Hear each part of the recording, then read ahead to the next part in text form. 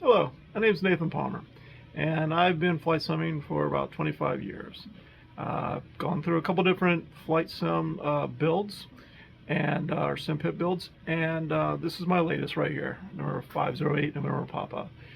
It's a mobile, free rolling, all enclosed flight sim, so I can take it anywhere and use it at any place as long as there's power internet, which a generator and Starlink will basically allow this to go anywhere. So I'm going to give you a good tour of it and use two different sims to show what it's like for full use. This is more designed towards someone who might be interested in building and understanding what things work and what doesn't, what I would do differently. Kind of going to go in that aspect there. So let's get started. To start off on the starboard side, we have what I call the engine room, and this is where the computer is kept. By taking these two clips off, you can sit there and we get to the main computer. For this computer, it is a i9 13900K overclock with an Asus ROG Maximus Z790 Hero. It's got 32 gigabytes of DDR5 6000 megahertz Kingston Fury. The video card is the RTX 4090. I got two SD or solid state drives, M.2 Samsung 990s Pro, and one solid state 4 terabyte 870 Samsung Evo, running Windows 11 Home Edition, and it's got the Hydro Lux Pro with hard tubing for cooling with a 1000 watt PSU. It's made by Digital Storm. I ordered it from Digital Storm, and for that I put the actual order in on October 25th. By November 8th, there was an email saying there was going to be a little bit of delay because of the 490 shortage. November 16th it was shipped, and I got it by November 30th. One of the things I did in the building of this was I really wanted to document where everything was to troubleshoot. I knew I was going to have a lot of USB items, and the wiring is going to be compact in an area. So I wanted to make it easy for me to find everything. So I sat there and made a copy of the back of the motherboard here and labeled all the ports and then which ones are being used and for what, for both the USB and for the video. When I was designing the flight sim, I was thinking of heat, and so what I did was under the bottom here there's a hole, 3-inch hole drilled out so air can be sucked up into the power unit, and then up top there you have the 3 for the heat to escape, which brings it up to here. One of the things that I learned later was that mostly the heat is going to be back here. As much as I thought it would be up here, when I put my hand in here, it's really just coming out this back fan. I've got plenty of room for it, and it stays exposed. I believe that's the temperature right there. So it's showing 33 Celsius for the temp there. There's 3 cords that power this. The main black cord does pretty much all the power. The internet cord is the other one, and the yellow cord is just for the heater, so that I'm not running the heater on everything. It doesn't really draw that much, but it's still just nice to run on a completely separate circuit, and that's what I've done. The platform is also on wheels. I have it on blocks right now, so it's not putting all the weight on the wheels, but the idea is that I can roll it easily with these wheels. On the port side, we have the ability to go into what I call the avionics bay. This is where most of your power and USB stuff is going to be. On the back, I have 2 10 USB hubs from Real Sim Gear, and I have them each individually numbered, as well as the cords are individually numbered. So if I ever have to unplug anything, I know exactly where to plug everything back into it. And for the power, I also have those labeled, and anyone that doesn't have a label has a sticker. So what I've done was then just went and took and filled out all the information for all the USB and the power. So I know exactly what everything is when I need to unplug or anything like that. We have the butt kicker right there. We have a 12-volt power supply right here. We have our USB backup, so the computer and all the screens and stuff like that are running off of that. So if there's ever a power shortage or a quick whatnot, it's being protected there. I try to keep the wiring as clean as possible. It is hard to do that in such an area where it's hard to work at and whatnot. But from the pilot seat, you don't see any of this. And for the most part, everything is fairly tied up. The climate control is this bed jet. It's designed for keeping your feet warm in bed, but I found it to be a perfect item for using as a heater. It's an afterthought. What I had in here in this box here is a shop vac fan, and I think they're called an air mover. Is another thing you can kind of Google, but it actually is between the floor and the subfloor here, and it blows air down a channel. The channel then goes into the two pipe or tubing right there that goes to the panel, and then I have a floor vent as well. So I can remote control the temperature and speed and all that for the heater that goes into this box, which then the fan continues to blow it through. And I can just pull this out. It's just simply in there by a little hole, so it's directed right into it there. On the front of the simpit is what I call the cow flap, and that's this right here. And what that is basically just a guillotine door. It's on a pulley system, and it allows fresh air in. So if I were to go inside and open that up, I just pull on a string, and it comes up, and I'll show that. So this is the inside pilot side door, and what I have here is the fan control. This is for the cow flap. This is for the headset, and this is an intercom system. Using the intercom system, I'm allowed to use, I'm now able to use a audio recorder and record headset conversations. I had to use the intercom. I was trying to do the split of just going straight from my headset to the Y. It was not working, so that's where I ended up having to mount my intercom that I've had for years from flying and everything. So yeah, so for just opening up the door, once again, that's just a simple pulley, and it locks in place. And then if you want to let it down, it just does that right there. What I do like about the climate controls for here is it's very quiet. So with this being the I removed the switch, ran long wires, and made my own little case here for the fan system, and so by turning it on, you can barely hear it come on. That's low, medium, and that's high. It's coming out of this panel and that panel socket, and then also down there. Now when I go to turn on the heat, if I go to turn on the heat, it too has its own speed controller, and super quiet.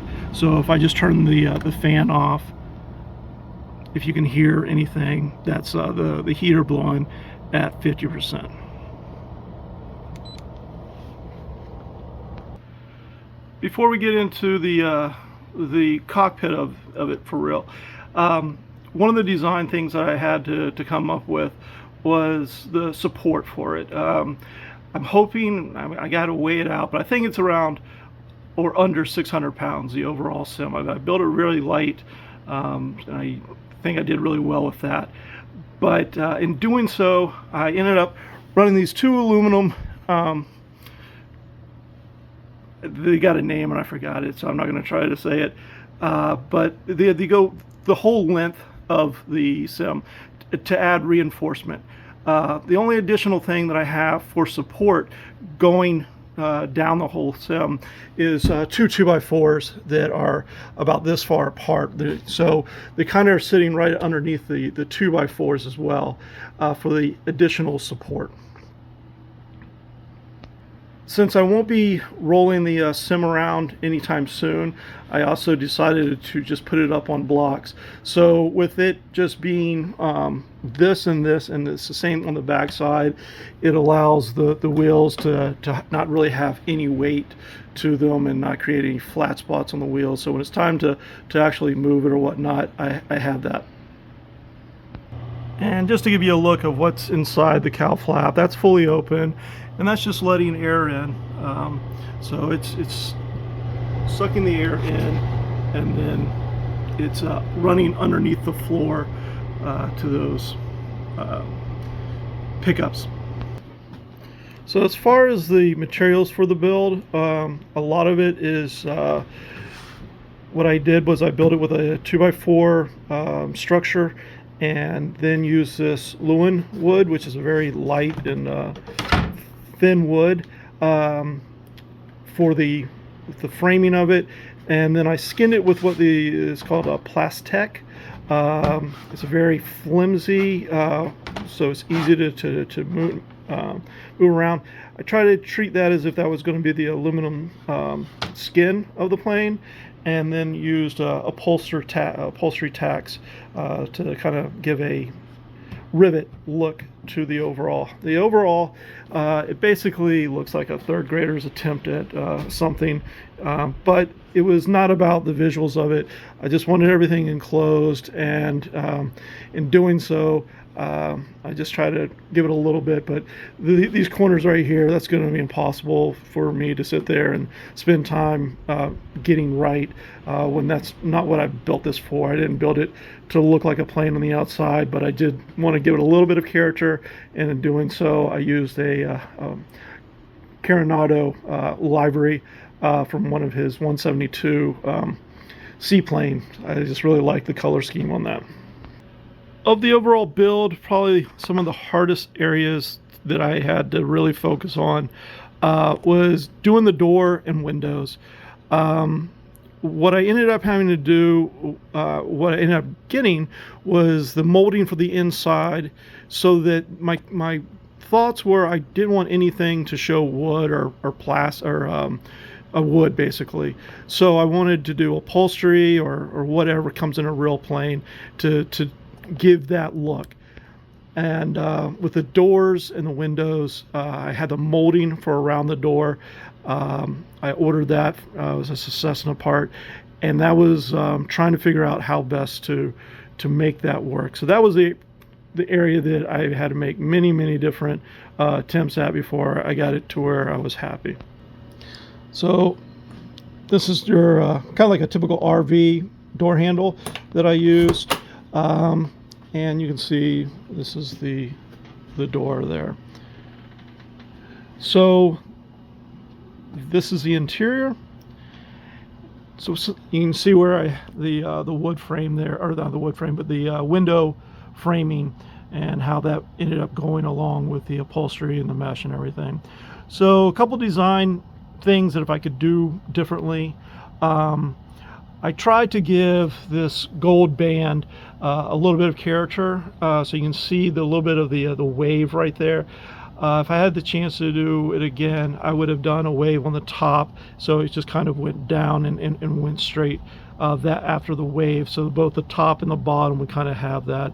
I did try to keep it kind of simple in that aspect for the upholsterer, and looking at it now, I would have done that differently. I did all the upholstery stuff at once. I sent it all off to be done at once, so I had no idea how well it was going to match up. I had tried to give a little bit of room for the padding and everything, and for the most part, everything worked out really well. The back corner back here, you can see it matched up is fairly well there. But the one area that I messed up on was So I've got a top 2x4 up top there, and then another in between the plastic panel and the top there. And on the pilot side door, I didn't do that. And the ending results are that it's just a little, it's off by the 2x4. So as you can see right here, that's off, and then off there, because once again, I didn't have that extra piece to lower it. If I would have done the panels one at a time and everything, I probably would have had a chance to catch that, but there's no way I'm going to correct that now. So I'm going to go through the simpit. We'll start all the way over here. I basically used a wall outlet for the GoPro mount, and that seems to be working well. It gives me the ability to look over the shoulder and film over that way, which I'll be doing for the flights today. Wireless keyboard tray, mouse, the speaker, remote control for the heater, the Honeycomb Bravo. I'm going to be doing 2 flights today. The first is going to be in the A2A Comanche, and then the second is going to be in Microsoft. And then in X-Plane, I'll be using this and not these for the throttle for the Baron, default Baron. Continuing, I've got the iPad that I use. I'm running that on Do It Display. So the overall system has 6 screens. You have the main Samsung 49-inch screen. You have the real SimGear GTN 750, 2 G5s from real SimGear, the 13.3-inch, and that's a touchscreen monitor. Runs about 1920 by 1080, and that's by EYO, and then just the Apple iPad. For speakers, I just have the subwoofer, which is underneath here, and then I have my right and left speakers there. I didn't feel like I needed stereo, since for the most part all the sound's going to be coming from the front. So continuing, I have 2 items from Desktop Aviator, and it's their throttle quadrants, and I've just kind of repurposed them. So where this would have been a normal throttle prop mixed, I took those knobs off, put my own knobs on, and turn that into vent and heat and to defrost, and they just work just as you would expect there. All right. Over here, you have the, this is from Virtual Fly, and that's your prop throttle mix. You have the Logitech or Saytech radio panel. The reason why I chose this was it gives me the option for all my different comms, 1 and 2, and I just felt like that was something that was needed.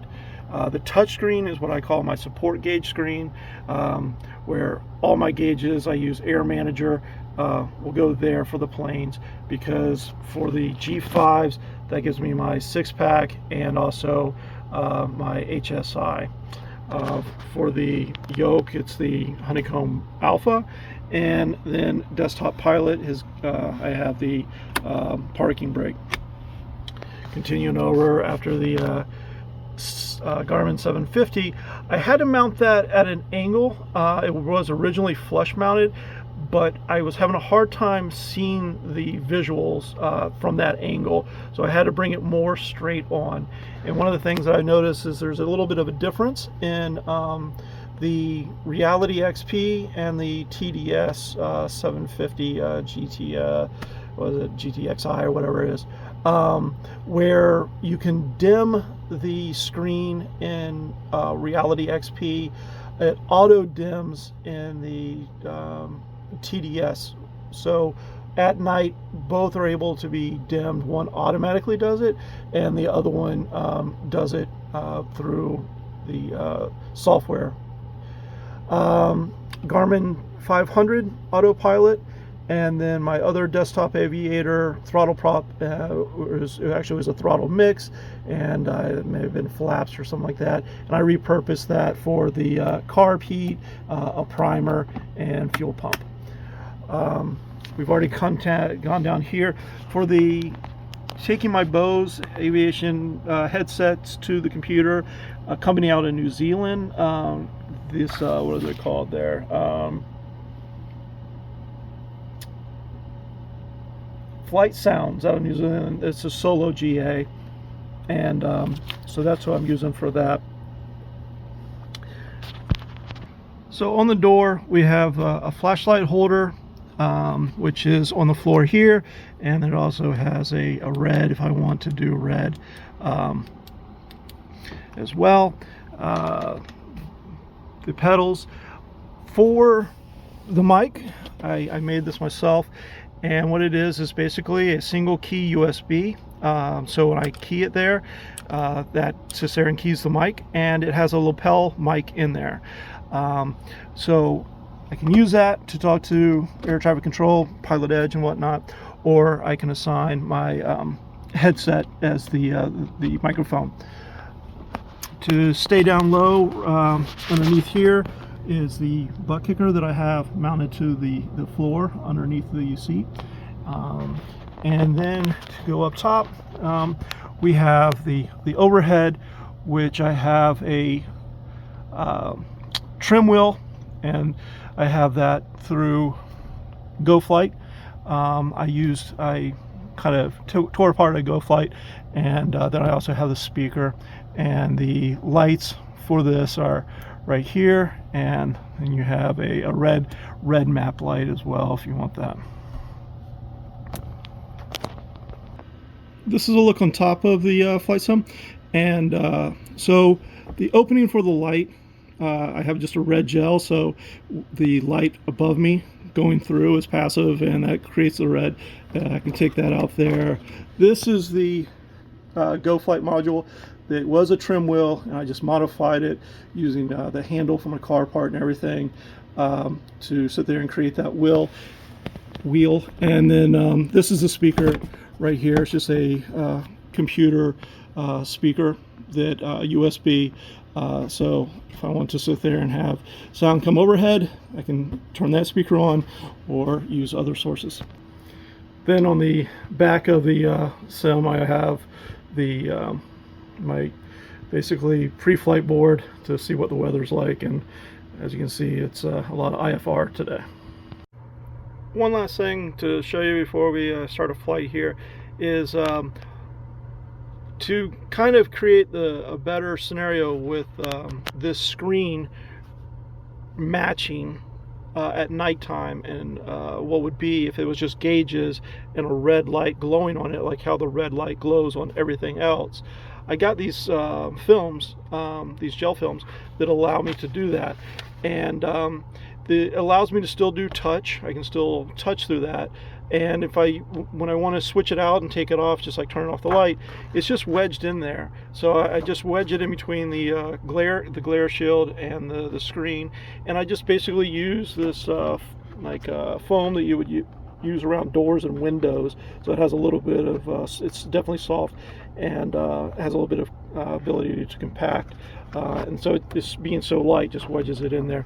So with it off, that's what it looks like, and then with it on, it just completely blends better with the and I also sometimes I like to fly with a green light, and so when I do the green light, I can use I got a green filter as well, and that then therefore makes everything green and matches the tint of everything there.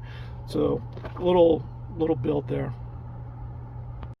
One of the benefits of using the green light, which is just kind of random, but you can see through the vents for the airflow and everything, and under green lights it looks just like white back there, but under the white light you can actually see the orange glow. You can see it from both of them there, but it's just kind of interesting how green will totally turn that into you don't see that.